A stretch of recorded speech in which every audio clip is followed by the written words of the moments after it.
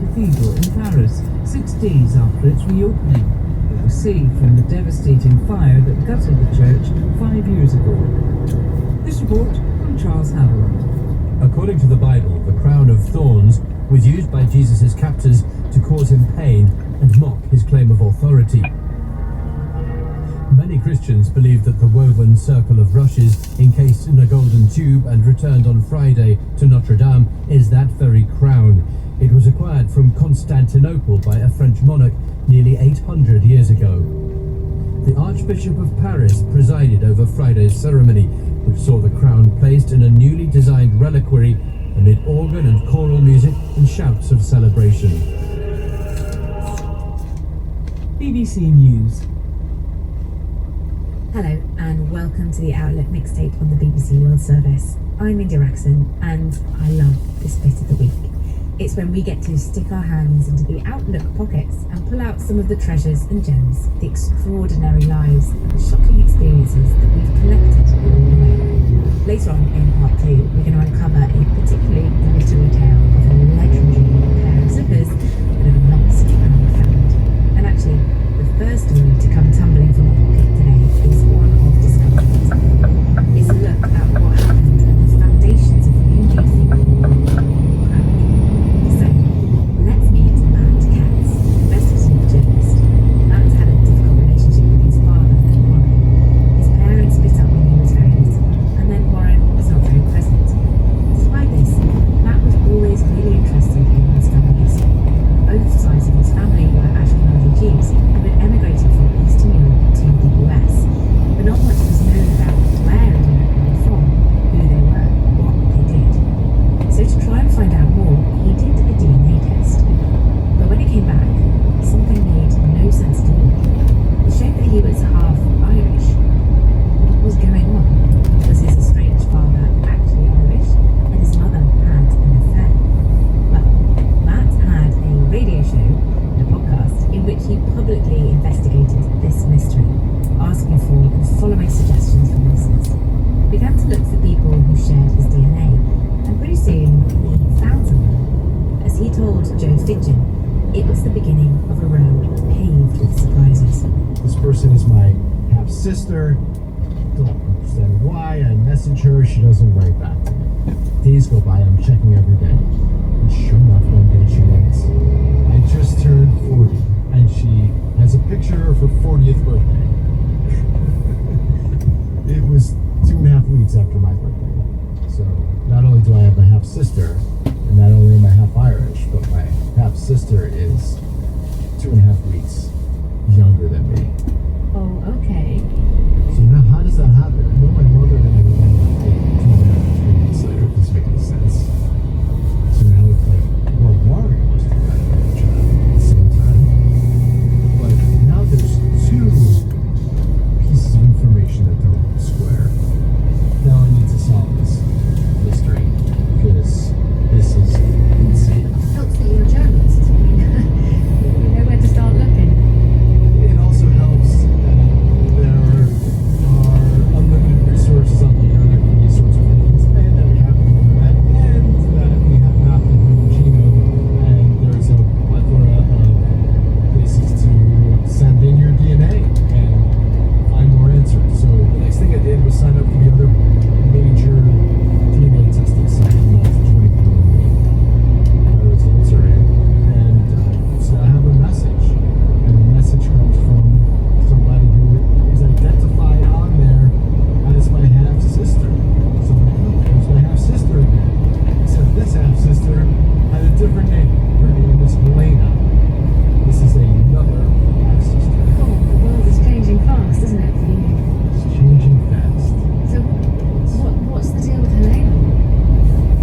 So Helena had answers. She said to me, I've been looking for someone like you for a few years. She said that a few years earlier, mother told her mother and father could not conceive, so they did something that was somewhat unusual. In 1977, they went to a doctor and they used a sperm donor to conceive. And Helena then tells me that means that How did you take that bit of news?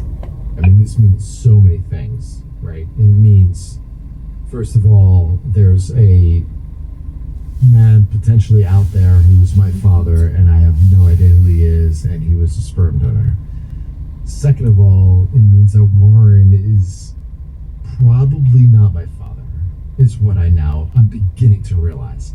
My head was absolutely spinning, and then I also needed to talk to my mother about this. What did my mother know? Obviously, I mean, that's really ultimately where my mind went. The truth about how you were conceived. That's a big question, isn't it? It took me 2 months to summon the courage to talk to her about it.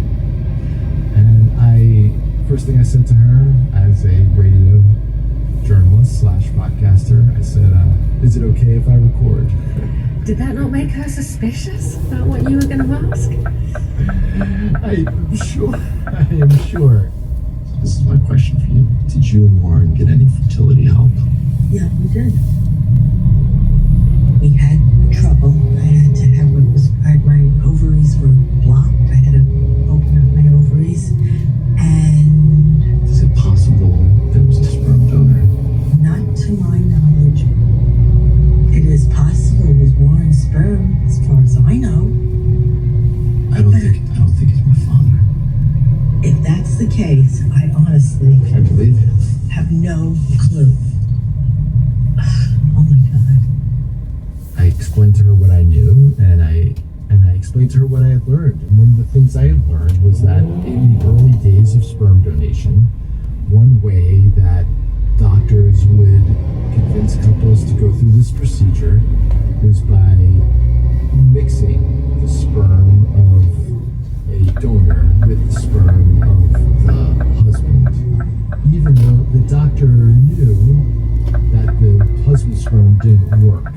And sometimes they were not given full information, and this is documented in medical journals, because the idea was to convince the parents that they were having their own fully biological child.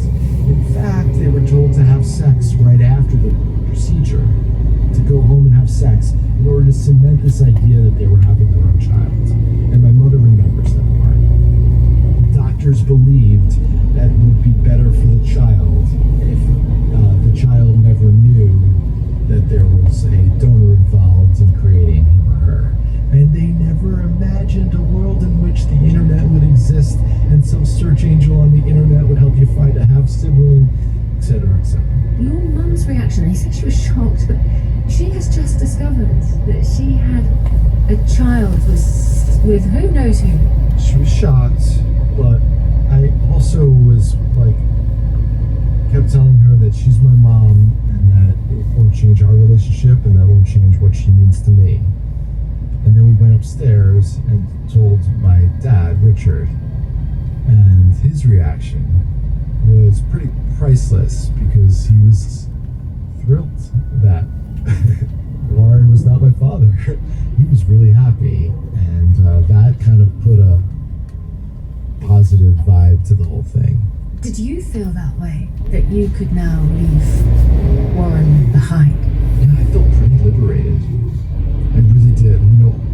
This process has not always been easy, but this piece was exciting and positive. You discover that you have another half-sibling, a brother, and you make contact with Tara. You've got Helena. It's pretty magical to find siblings, especially when you don't have any biological siblings, as far as you know. We have similar senses of humor, and we compare facial features. It's been totally wonderful. Who is the man who unites you all? Right. That's the big question. We could not figure it out.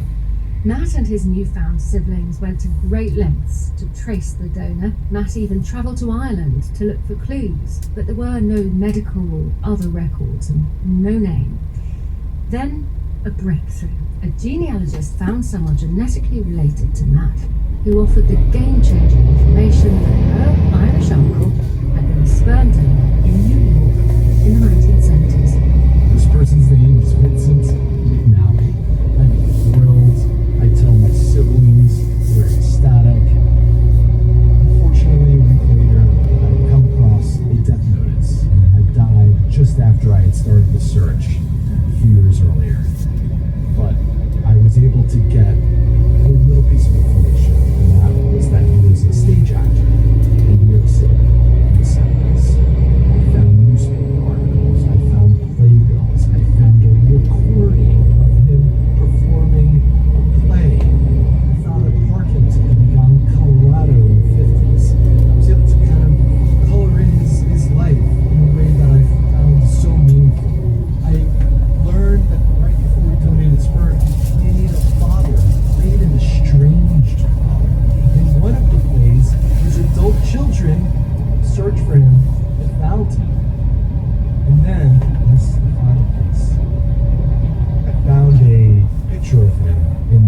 newspaper in San Francisco in the 60s.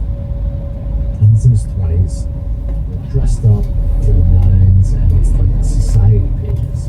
And I look at this man. It looked like a living man.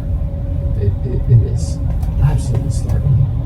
I can't believe it. I've never seen somebody other than myself who looked like me so completely.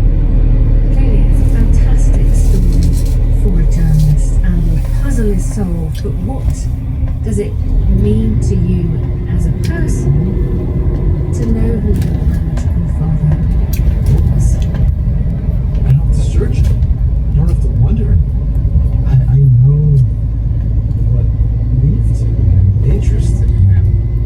And I also felt I was pushed in this direction by otherworldly forces. Because it would have felt so impossible that I could solve this. And that has given me a whole new perspective on not just like my father's, but just life in general. So it changed my life. It absolutely changed my life, and it changed my worldview. Our thanks to Matt Katz. And if you want to hear the podcast about his search, it's called Inconceivable Truth. Now, have a listen to this. I want to talk about my story and the stories of other girls too who have suffered like me in ISIS captivity. Keeping everything inside is becoming unbearable. It's my dream to speak freely. I now take care of my two brothers because our parents aren't here. I was ashamed when I returned from ISIS, but I'm no longer ashamed. That's an extract from a documentary film, Mediha. It's made by Mediha Ibrahim Al-Hamad. She's a member of Iraq's Yazidi minority and is now living in New York. But in 2014, when she was age 9, ISIS, Islamic State militants, were very active in Iraq. Mediha was captured by ISIS, separated from her family, brutalized, raped, and then sold into slavery.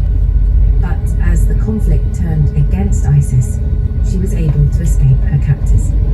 She started to make this film when she was living in a refugee camp and met the filmmaker Hassan Oswald. He gave her a camera so that she could tell her story. Mabeen Azar has been speaking to both of them. I was in Tel Aviv with the ISIS family. I remember one girl, she died because it was no water, no food, no nothing. It was drinking bathroom water, like toilet water. I think that bombed the house when I was about. Mediha survived the bombings, and the days of IS rule were coming to an end in the stronghold of Tal Afar. The Islamic State is losing its lust for control of Iraq and Syria. But what of the children that violence it molded? The families became part of the Islamic State. The militants' last act of perverse violence was forcing children to become suicide bombers. And they told me, you're gonna kill the Iraqi guy. They told us to put on a suicide vest and we had to detonate it if we see government forces. We was walking in the night, we was trying to escape in a Tel Aviv. Mediha was finally rescued by Iraqi and Kurdish forces, the Peshmerga. She was still trapped in a suicide vest. They helped me to take her off the thing because it was so dangerous. It was morning, they gave us food and then candy and then they gave us water. I sleep a lot and then I eat a lot and then I shower a lot. Like it was cold water, it was not good water, but I showered. This is huge because you have escaped ISIS and you're in a refugee camp. I was living in this camp like 1 month. They moved us in a different place, like a small camp. And then, amongst all this despair, a moment of joy. At this camp, Mediha was reunited with two of her little brothers, Adnan and Ghazwan. When I saw my brothers first time, it was so nice. I remember I ran.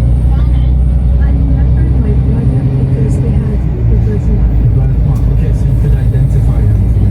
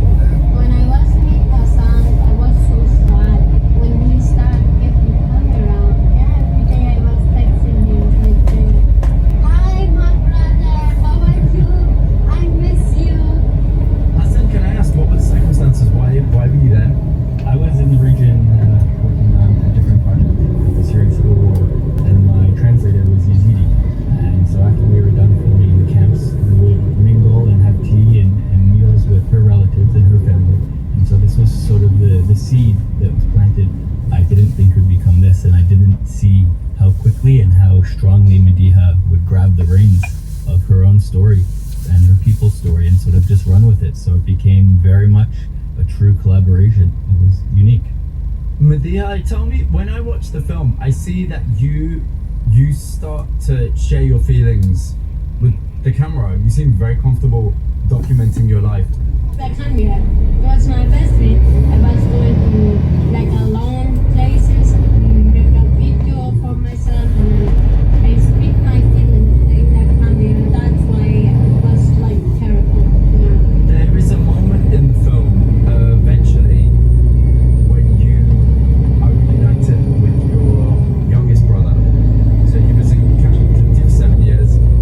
Tell me what you remember of that day. Such a happy day because I was feeling my mother is gonna be with me. I had my brother and it was so nice, yeah. But it was so hard to like at that time because it was one to this ICC. So he wanted the mother that had been raising him, the woman that had been raising him. Yeah. That's all he'd known for a long time. Hassan, I know you've been working behind the scenes, haven't you? This didn't just happen. You've been working to effectively secure this rescue. Can you tell us about that? Sure, yeah. It was a complicated process to get him back. A lot of these rescues involve a massive payment to the ISIS family in order for the Yazidis to bring home their loved ones. And in a lot of situations, this is rife with corruption, where a family member could have been dead years ago, and they'll just use old pictures and say, we'll release your daughter if you make this massive payment. The rescuer in the film, Bashar, he did a really wonderful job by maneuvering between agencies and the different political sensitivities between Turkey, Iraq, and Kurdistan. Barzan, how we got him home was sort of amnesty of sorts for the ISIS family that finally released him. They wouldn't be prosecuted. They would not be prosecuted, so they were able to say that they had just found him, or he was given to them by another ISIS family. The father, the ISIS man who originally had bought Barzan, was killed in, I believe, the liberation of California that Medea was just talking about. The mother who raised Barzan as if it was her own, that's who he's crying for, because as you said, that's the only mother he's known. She wanted a way out that she didn't get in trouble, because if you go to the consulate and say, oh, I've had a Yazidi captive for the last 7 years, you'll be arrested and tried for terrorism. What do we know about the circumstances of how Barzan even ended up in Turkey? He was bought by this family, the Turkmen family, when Tel Afar fell. Many of these Turkmen families, ISIS families, they went right across the border into Ankara. You know, I witnessed countless families of ISIS members living kind of in the open in Ankara. 5 or 6 Yazidis that, for one reason or another, had not been rescued. You know, everybody knew that they were living within the ISIS families in Ankara. It's frustrating to this day that there is no appetite to bring home the remaining missing Yazidis. Yeah, it's frustrating. Medea, can I talk about your new life and the life that you have now? I living in Europe like a normal girl, like a city girl. I take a subway, I go to my school, I hang out with my friends, I have like a sister, she takes care of me a lot, she's in Georgia, I live with her now. She takes care of you. Yeah, Yeah. a lot. I love her. You know, we need support, especially like when you are young. You need like make good friends, nice friends. For we go to hang out together. We go to nails, and then we go eyebrows done. It's nice. Yeah, she's such a sister. She's so Got a new sister. yeah. She don't have a sister, and then I don't have a sister. We both like sister. You can be each other's sisters. Yes. You're also studying, aren't you? Yeah. What is the dream? What do you hope to achieve in the coming years? I want to be a lawyer, women rights lawyer, because I want to help women and girls around the world. It's my dream. Yeah. It's a great dream to have. I'm so pleased. And I guess what I want to ask you finally really is, you know, we know that in terms of the Yazidi people, there are still so many who are missing. That's why